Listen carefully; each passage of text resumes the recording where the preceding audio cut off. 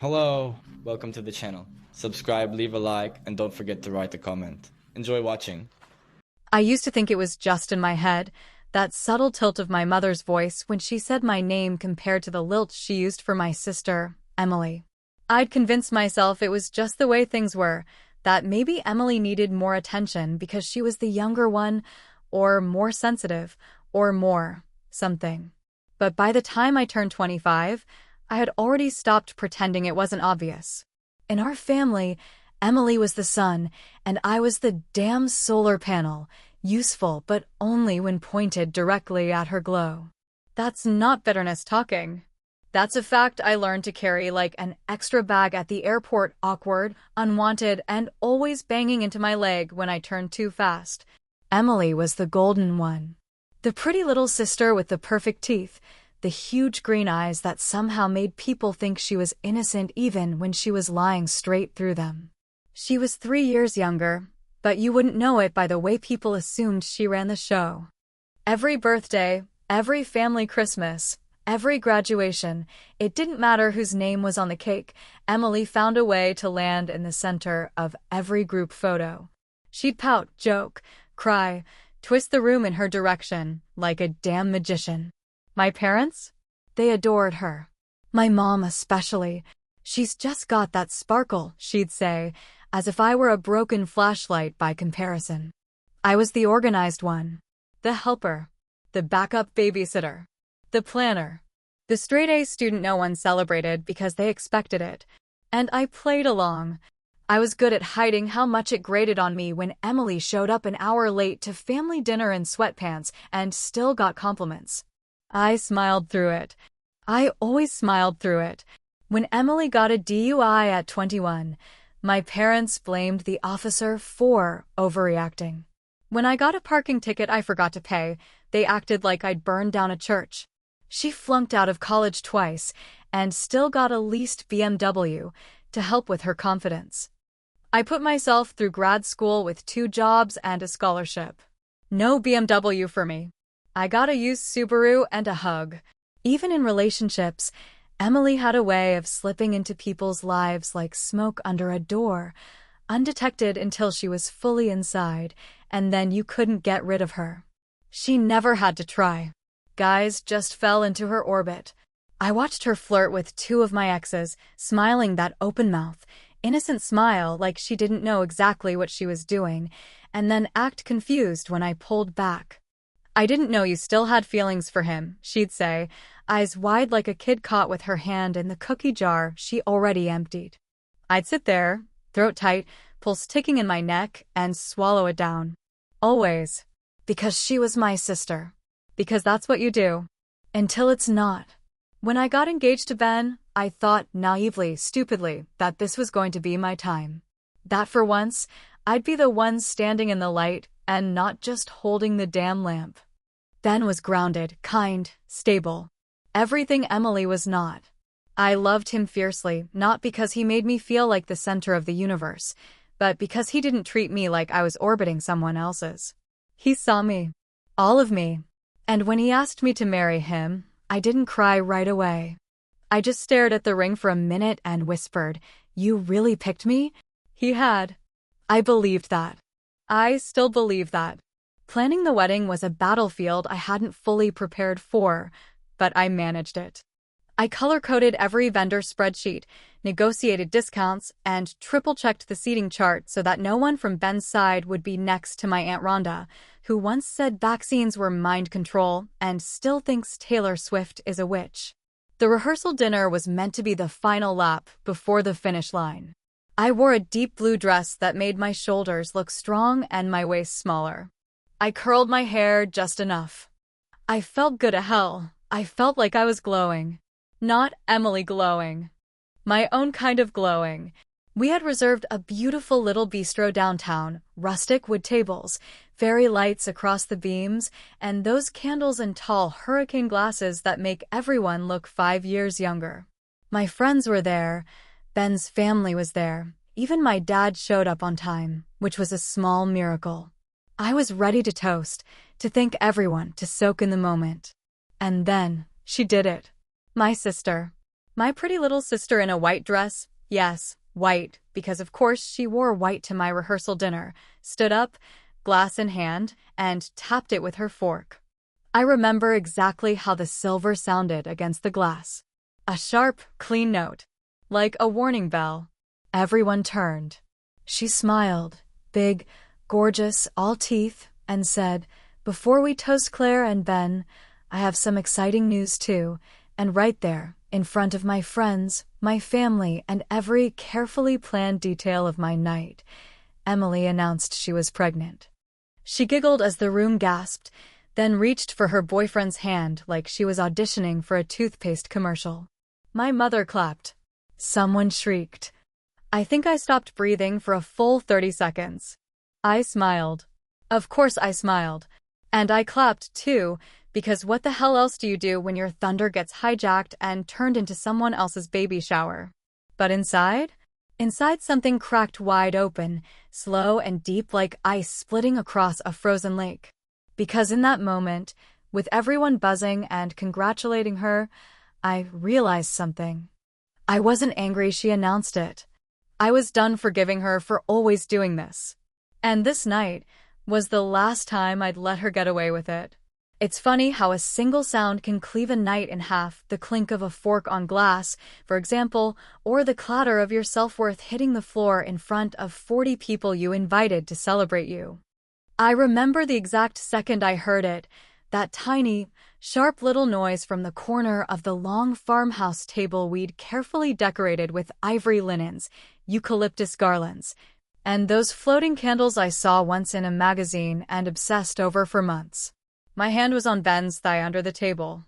I was just about to stand up and start thanking everyone, our families, the bridal party, his high school best friend who flew in from Vermont despite having a 2-week-old baby at home. I was going to say something charming, maybe a little emotional, and then sit down glowing in that way brides are supposed to glow, polished and content, and just a little tearful. Instead, the room hushed itself like the first scene of a horror movie, and all eyes turned to Emily. She stood, of course. Emily never clinks from a seated position. She wanted every eye on her when she made her announcement, and she got it. Her boyfriend, Ryan, some bland, muscle shirt type she'd been dating for barely 6 months, looked as surprised as the rest of us. I watched his smile freeze halfway to his face like he'd just been called on in class and hadn't done the reading. Emily clutched his hand with one of hers and her glass with the other, and then she did that breathy laughing thing she does when she wants people to think she's overwhelmed with joy. "Before we toast Claire and Ben," she said, her voice catching slightly the way it always does when she's acting like something is more emotional than it really is, "I have some news too. I'm pregnant." There was this beat, a single, stunned breath, and then the room exploded like she'd announced world peace or that she'd discovered the cure for cancer. My mom gasped like she'd been told she was about to become the Queen of England. My dad actually stood up and went over to hug her. People started clapping at my rehearsal dinner, clapping for her. I felt my body go cold in that slow, creeping way that's hard to describe unless you've experienced real humiliation. It was like standing in a dream where everyone's speaking a language you almost understand, but not quite. Ben looked at me with wide eyes, confused, his hand tightening around mine. I squeezed back because that's what a good bride does. She pretends her sister hasn't just hijacked her night and dropped a bomb into the middle of her table setting. And just like that, I said later to Ben while we lay in bed facing opposite directions, my rehearsal dinner, 12 months of planning, was reduced to a baby announcement. Which is funny because 12 months is like, what, 48 weeks. He didn't laugh. Neither did I. I should have said something then. I should have stood up and reminded people why they were there. But I didn't. I clapped. I smiled. I even hugged her. When she leaned in and whispered, "I'm sorry, I just couldn't hold it in any longer," I nodded like a goddamn idiot and said, "It's okay." But it wasn't okay, because I knew something she didn't know I remembered. 2 months ago, we were sitting in the living room at my parents' house. Emily had just missed another job interview. She blamed traffic, her alarm, the dog next door, and she was curled up in one of the chairs with a bowl of cereal like nothing mattered. She told me she was late, that her period was off, that she was thinking of taking a test. But she never said she had. She said Ryan didn't know. She said if it was true, she might just let people think it was a miracle thing, something she hadn't planned but was so blessed by. I didn't ask more. I figured she was being dramatic. But now here she was, barely 2 months later, dropping the bomb like it was an Oscar moment, and I knew this wasn't real. Or if it was, she hadn't even confirmed it. She was using it. That's what ate at me. Not the pregnancy, not the attention, not even the way my mother fawned over her like she'd just found out her uterus was the second coming of Christ. No, what kept me awake that night, long after Ben fell asleep, was the way Emily always knew exactly when to play a card like this. She didn't clink the glass because she was overwhelmed. She clinked the glass because she knew the applause would drown out anything else that might have mattered to me. I stood in the hotel bathroom later that night, staring at my reflection in the mirror under that too yellow light, makeup still perfect, not a single hair out of place. I didn't cry. I didn't scream. I just looked at myself and smiled, slowly, the way someone smiles when they've finally decided to stop being the nice one. "You want the spotlight, Em?" I whispered, still smiling at the stranger in the mirror. "You got it." And this time, I wasn't talking about applause.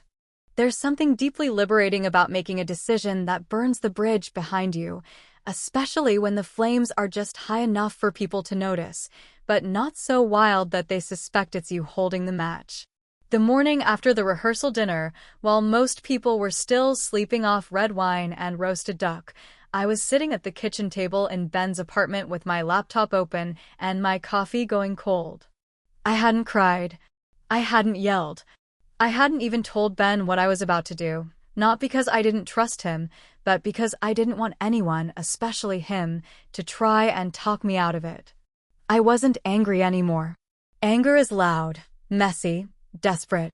I was beyond that now. I felt calm in a way that made even me a little uncomfortable, like the air before a tornado when everything is just a little too still. I opened the wedding website and hit pause on everything: venue, caterer, photographer, even the damn violinist. No announcement. No apology. Just a complete freeze. Then I opened Canva and started designing new save-the-date cards, digital of course, because there wasn't time for paper. I kept the same colors, same font, same venue.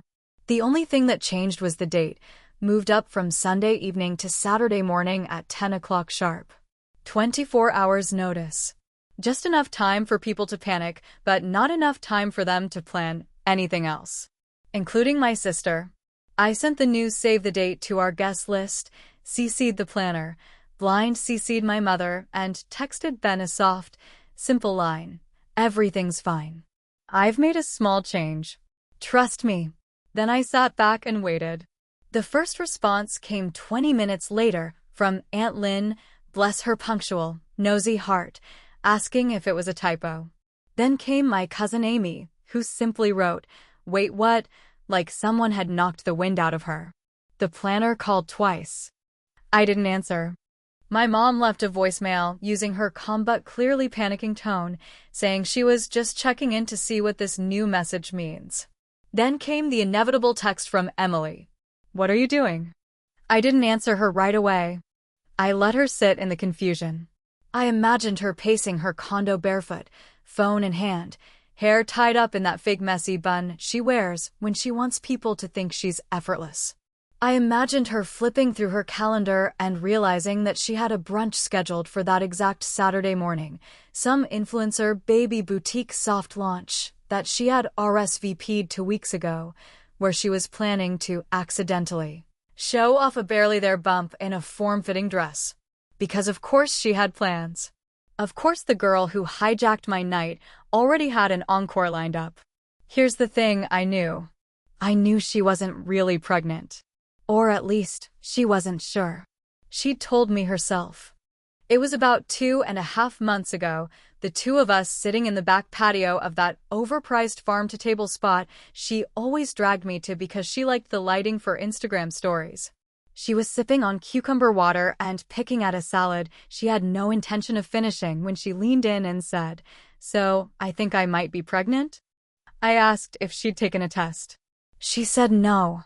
Said she didn't want to know yet.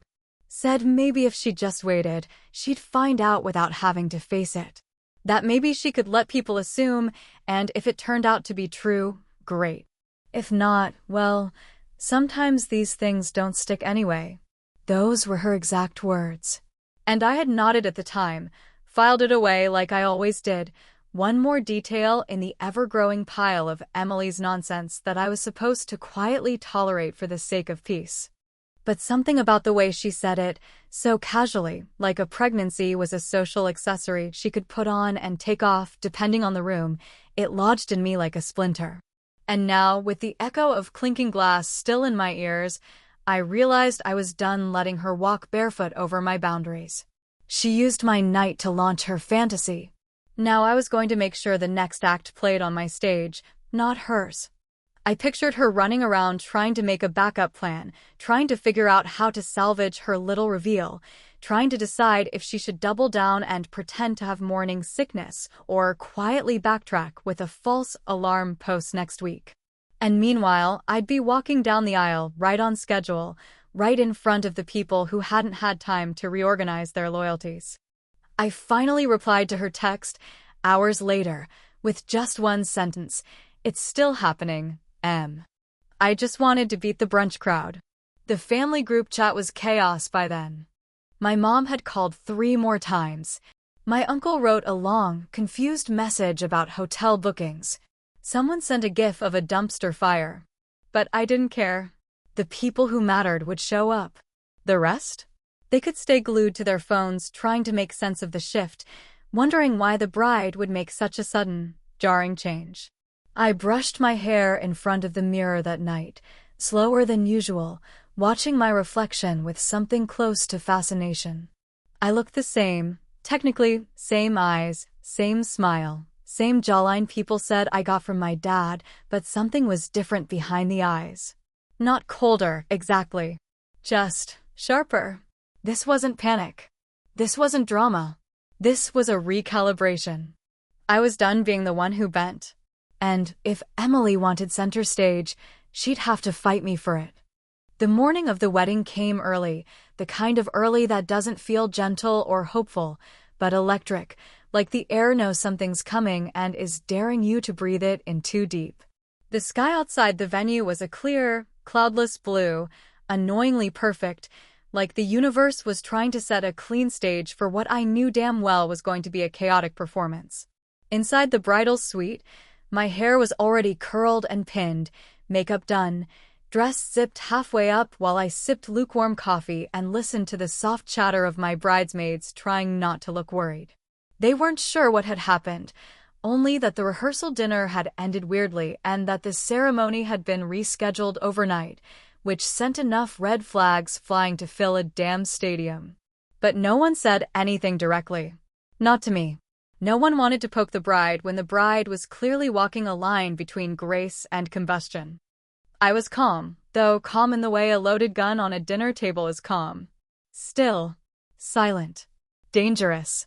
The kind of calm that only shows up when a plan has already been set in motion, and all that's left is to follow through without blinking. When Emily walked through the front doors of the venue, her heels clacking far too loud on the hardwood floor, I could hear her before I saw her.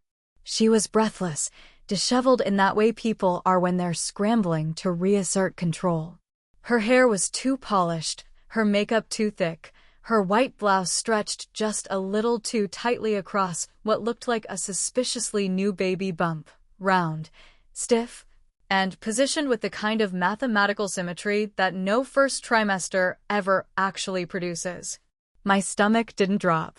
My hands didn't shake. I just watched her like I'd been watching her for years, through the haze of love and resentment and disbelief and duty that only an older sister can understand. She rushed toward the bridal suite like she had every right to be there, like she was the co-star of this event and had simply been running behind. She opened her mouth to speak, probably to say something defensive or dismissive, or both, but I stopped her with a small, raised hand and the kind of expression that says this moment wasn't about her words, it was about mine. "Come with me," I said, not a question, not a request. We walked down the hallway past the florist arranging centerpieces, past the planner's assistant nervously clutching her clipboard, past my cousin Mark, who gave us both a confused, raised eyebrow that I ignored completely. I led her into one of the small dressing rooms off the main aisle, a space usually used for storing coats or emergency sewing kits, and closed the door softly behind us. She turned to face me, arms crossed, the bump between us like a rubber lie inflated by delusion. "I know you think this is funny," she said first. Her voice clipped, but there was a crack in it already. "I know you're pissed," but I held up a small white envelope before she could finish. "Here," I said, and handed it to her.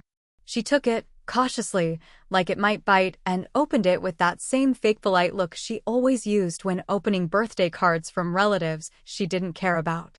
But this one wasn't a birthday card. It was an ultrasound photo. A real one. Dated, stamped, and unmistakably someone else's name on it. Her face twisted into confusion before it started to fall apart piece by piece, brows tightening, mouth parting, the pink in her cheeks draining fast. "That's not mine," she said, already knowing what that meant. "I know," I replied. "It's Ashley's. Remember her? Your ex's new girlfriend? I gave her a call last week. Turns out she actually is pregnant. Not pretending. Not letting people assume. Actually, pregnant." She started shaking her head, lips pressed into a line like she could maybe will this whole moment out of existence with enough denial. But I wasn't done. "Also," I added, pulling my phone from my dress pocket and showing her a screenshot, "that thing you're wearing. The fake maternity bump from Bumpify Boutique? Might want to check your order history.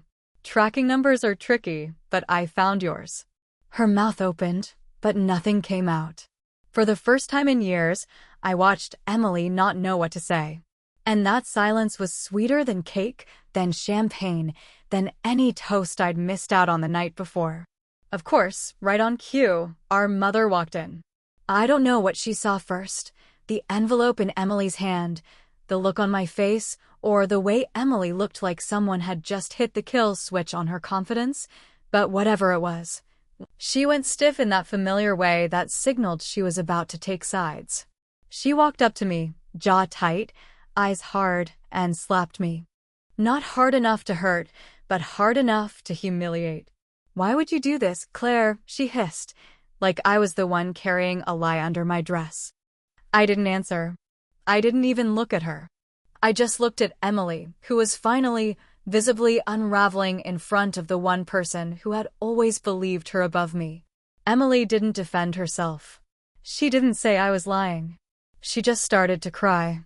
I walked out of that room before they could twist the moment into something else, before someone could find a way to make me the villain for exposing a fraud. I walked straight to the altar where Ben was already waiting, calm and beautiful and ready to marry the woman who, for the first time in her life, had stopped trying to be liked by everyone in the room. As I stood there, hand in his, my voice low and steady reciting the vows I had rewritten that morning, I could hear the muffled echo of whispers and confusion behind us, family wondering what had just happened, friends texting each other from across pews, the planner looking like she wanted to quit on the spot. But I didn't care, because for the first time in my life, I wasn't waiting for someone else to hand me the moment I deserved. I took it, and as we kissed and the guests clapped and my mother stared without blinking from the front row, I thought one single thing over and over again like a prayer. I didn't steal her moment. I just returned it to the rightful owner. It had been 23 days since the wedding, not that I was counting aloud or marking slashes on the calendar, but some numbers you just carry in your blood like muscle memory, some moments you count not because you want to remember, but because you can't forget. The wedding photos came in a few days ago, all professionally edited and full of soft focus moments that looked nothing like the way I remembered that day actually feeling. Ben and I standing beneath that archway of tangled vines and white roses, smiling like people in a toothpaste commercial while just out of frame. Two lives were quietly and permanently splitting apart. The marriage itself was fine, stable, even sweet in its quietness. Ben had taken everything in stride: the rescheduled ceremony, the family drama, the complete implosion of any remaining peace between me and my sister. He didn't ask for explanations I wasn't ready to give, and maybe that's what scared me more than anything: the fact that I had married someone who trusted me without conditions. While I was still sitting on a burning pile of secrets, with the smell of scorched ego and family betrayal stuck in my lungs, Emily hadn't spoken to me since the wedding. Not a call, not a text, not even one of those sarcastic memes she used to send when she wanted to pretend things were fine without actually apologizing. She was a ghost now, and not the kind that drifts quietly through memories, but the kind that clings to mirrors and doorways, the kind you feel even when you swear you're alone. And our mother, our lovely, biased, brittle mother, had wasted no time picking a side. I'll give you one guess which side she chose. She called me once, the week after the wedding, under the thin excuse of checking on how the honeymoon went, though we never even left the state. The call lasted 5 minutes. 3 of those were silence. The rest were veiled accusations disguised as concern. "I just don't understand why you had to embarrass her like that," she'd said, like I'd tripped Emily in front of a crowd instead of pulling off the mask she'd chosen to wear herself. I didn't yell. I didn't defend myself. I just hung up and poured myself a second glass of wine, because what's the point of speaking when someone's already decided you're the villain in a play they refuse to stop watching? But the truth is, the story didn't end at the wedding. Not for me. Not for any of us.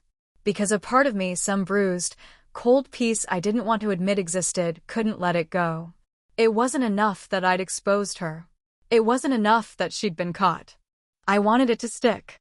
I wanted the truth to stain her like ink you can't wash out, and that's when I did something I probably shouldn't have done, something I still haven't told Ben about. I mailed the ultrasound photo, the real one, the one with another woman's name on it, to Emily's job. No note. No explanation.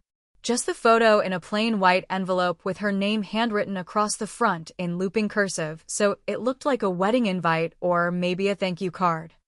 I don't know who opened it first, whether it was her assistant or her manager or some bored and turn sorting mail, but I know it got there. I confirmed the delivery with tracking. And after that, I heard rumors.